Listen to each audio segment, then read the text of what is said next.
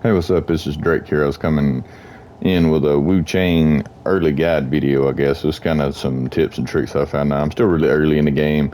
I don't claim to know everything about it, but there is a few things that, honestly, they just didn't do a very good job of making clear. Some of the things in games that you would expect just to be very obvious, like how to get extra heals and stuff, that I had to actually go back and almost watch some guide videos to figure out how to do. But we'll go over that first. Like, first thing I would say, and I've watched some other videos on this, is just go into graphics, prioritize FPS, and turn off motion blur, and turn off the one for screen vibration. That really helps. Now, it seems to be better after the update they just put out today. Before that, I had to actually run it with HDR off in order to not be dropping frames every time I was walking through. And it didn't fix it, but it helped. So if you're dropping a lot of frames, if you're getting a lot of stutters, that helps. But that's just kind of a basic one. Now, the other thing that I found kind of weird, and I go in here, is like you'll unlock this. Like I said, I'm still early, but like the extra heals and stuff, it doesn't make it very clear. You have to go in here, but you'll get early game, you'll get these. One is Forgotten Remembrance and Lost Remains, and that gives it to you, and it doesn't tell you nothing to do. When you look into the description of it, it tells you it's for upping your healing effectiveness and how many heals you have, but it still doesn't tell you. And like, it's like this: if you haven't unlocked this node, you can't even view what the next node is even for. You have to unlock this first. So that's the way it is here. You unlock this one, and then you can actually view. Now this one is actually really good. Uh, this one or this one? Yeah, this one increases your Skyborn might by 2. So when you unlock this, like you start out with 1, I mean, this basically triples it. So you have 3 of the activations of your skills instead of 2, which is really good. But then it allows you to actually view these, which is this adds more charges to your heals. This chart makes it more effective. And also, one thing it doesn't explain is if you'll look, it says level 1 of 3. You can actually do each one of these 3 times. So you can get 3 more heals here, 3 times more effectiveness here as you progress through the game. They're not one and done, and it actually has more here. So I'm guessing by end game you can have 6 extra heals with a lot more efficiency on them right here. So that's one thing that's kind of, like I said before, I went this entire way before I even realized that I could actually add extra heals to myself, because it just wasn't unlocked and I couldn't actually hover over it and view it. Now the other thing, like, this depends on weapon. I'm assuming each weapon tree is the same no matter which weapon you go with. You'll go up through here, and then there'll be these. These are actually when it says increases mastery level. The mastery is actually the upgrade of your weapons.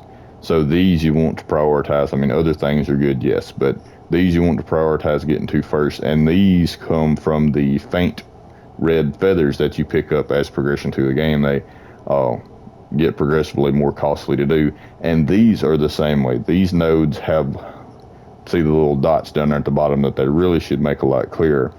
But each one of these can be leveled up 3 times. And I believe max level is 10. So you can do this one 3 times, you can do this one 3 times, and then there's another one, I'm assuming 3, and then probably a max level one because I'm still early. But yeah, this isn't very clear. It doesn't tell you what the mastery level is. It doesn't tell you anything, but you can see right now my dual blades mastery is at 2. If I go into my inventory, you can see my dual blades are +2, whereas my longsword is just base. And that's because of those 2 levels of mastery. And this applies to like any dual blade. See, these are +2, all these are base. So you don't actually upgrade your weapons, you upgrade your tree, which upgrades the weapon type, which is kind of nice, but it's very different from any game I've ever played. Kind of confusing until you figure it out. Like, you upgrade the tree, and then any weapon you pick up, and I was thinking, like, well, what's the point in the weapons then? And that's another thing. The weapons are what weapon art it comes with. Like, the first one, as you can see, this one's got spinning kick, and I'll go over Blade Master, but they'll come with sudden strike. So this one's got fearless cleave and sudden strike as dual blades, but this one's got spinning kick and blade master. I added blade master to it, but the first skill is weapon specific. So if you pick up a new weapon, that's what you want to check out. That's your L1 on PlayStation ability. That's your weapon specific ability. So that's going to determine whether you like this weapon or not. It's just the L1. That's the special, almost like weapon art in Elden Ring. That's your weapon art. Like your second one, your L2, is determined by what you have active in your tree, but your L1 is by each new weapon you pick up. So if you pick up a new weapon, check it on, try out the L1, because it might become your new favorite weapon because it's got a weapon art that's really good on it. Now the other thing, like I said, I added Blade Master. As you'll come across this, like if you start out with dual blades, it gives you sudden strike right off the bat. That's your L2 ability. It'll be on every set of dual blades that you pick up. I don't like sudden strike. I find it has too long of a wind up. But I mean, if it suits your playstyle, that's fine. But what I did is I came over here and I unlocked Blade Master. And Blade Master is a passive buff that you add to your blades that makes your attack combos faster. And if you do a clash during it, which I don't think I've even done yet, it restores some of your health. And you go this way, that makes the buff last longer, or you can go this way and makes it more potent. I'm assuming you can probably do both. It just becomes more potent while you're above 90% madness. So you can actually change that L2 ability if you don't like it to something that you prefer through the tree. So it could go here and change it to this or however. But how you change it is through discipline. I would go to discipline, click on this, and now I have the option of doing Blade Master or changing it back to Sudden Strike with the base skill. So you can modify your weapons to suit your playstyle a lot better.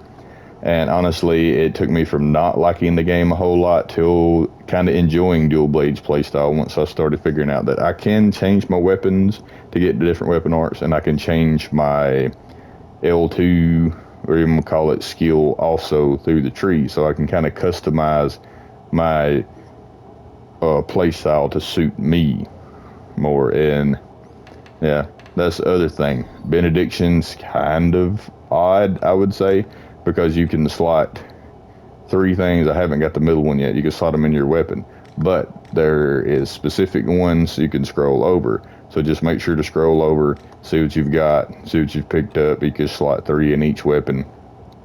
Makes your time a whole lot easier. The other thing is tempering. Tempering is just kind of basic, but I find it kind of aggravating that they didn't say that tempering is a consumable. It's like I applied it to my weapon and then had to search around to find it. All right, you get this one. I'm assuming this one's kind of like storyline. Everybody's going to come across this boss. They're going to get this thing. They're going to equip it. And if you look at it, it just says status 47 fire, 20 burn buildup. I assume, yeah, it just applies it to the weapon that, I wanted to apply it to. Actually, no, it doesn't tell you that. But you have to go to here, to your quick slots, and then you're going to equip that temperance into your inventory, and then scroll to it, and then apply it.